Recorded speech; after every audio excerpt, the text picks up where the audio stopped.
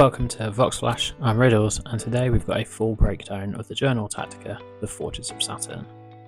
This 48-page book is a supplement for Warhammer the Horus Heresy, packed with lore and rules focusing on the mighty suits of Saturnine armour championed by Vulcan, Primarch of the Salamanders.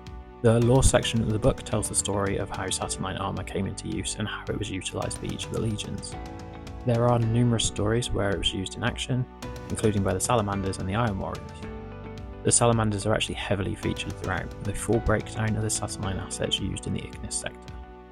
There's also two double-page spreads showing the Saturnine Dreadnought and Saturnine Terminators in each of their respective legions' liveries, as well as single-page features dedicated to the Thousand Sons and Wordbearers, foreshadowing their rules content and later in the book. As a new entry for Horus Heresy armies, I think this book does a lot for really folding Saturnine armour into the background, and the various conflicts that occurred throughout its terrible history. My criticism of the previous Journal Tactica was that there appeared to be a lot of filler. I think this book is a lot better balanced.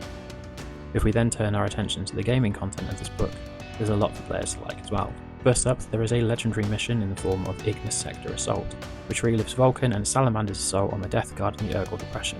This mission features a few twists on deployment by featuring two spearheads of Saturnine units in reserve, leading the charge against an entrenched defending army. This almost has a siege feel to it, and the defender gets to make a preliminary bombardment in an effort to stem the tide before it crashes on their lines. Other gaming content in the book includes Onslaught missions, which represent full-scale assaults on defenders who have captured fixed positions on the battlefield. These are entirely unrelated to Saturnine, but feature an interesting mechanic where the attacker must capture objectives and advance them across the battlefield whilst the defender tries to stop them. This looks like a thematic twist on the usual mission structure, and there are 3 such missions with unique deployments to try out. There's also 2 new detachments in the book, and 3 new unit profiles. Of the 2 new detachments, the Linebreaker Echelon is an Apex detachment that is themed around units with the Saturnine, Cataphracti, or Tartarus keywords. Dreadnoughts typically are standalone detachments to themselves, and this appears to be a great way of including the Saturnine Dreadnought alongside a selection of Terminator and Terminator Command Squads in an army.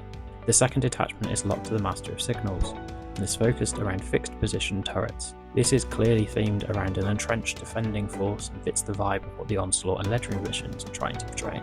Finally then, there are 3 unit profiles, and these give you additional options for your Saturnine Terminator models. There are 2 generic profiles. One allows you to take a Saturnine Centurion, which effectively is a hero version of a standard Terminator squad loadout, albeit one that can take the Plasma Blaster from the Praetor kit. The second profile is for a Saturnine Terminator Command Squad.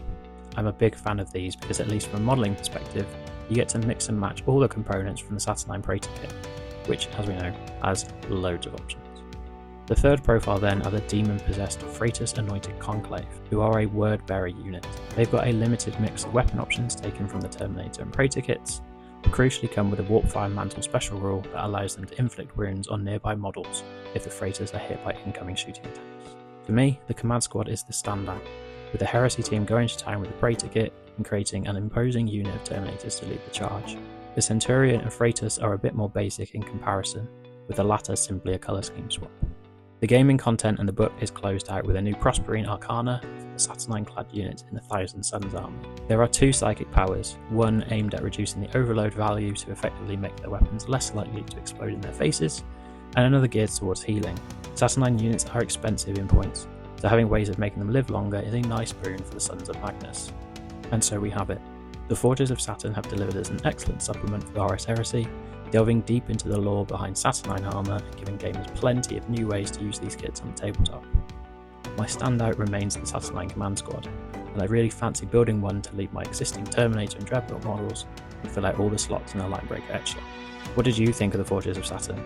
Let me know in the comments, and subscribe to Vox Flash for more Horus Heresy news and reviews coming soon.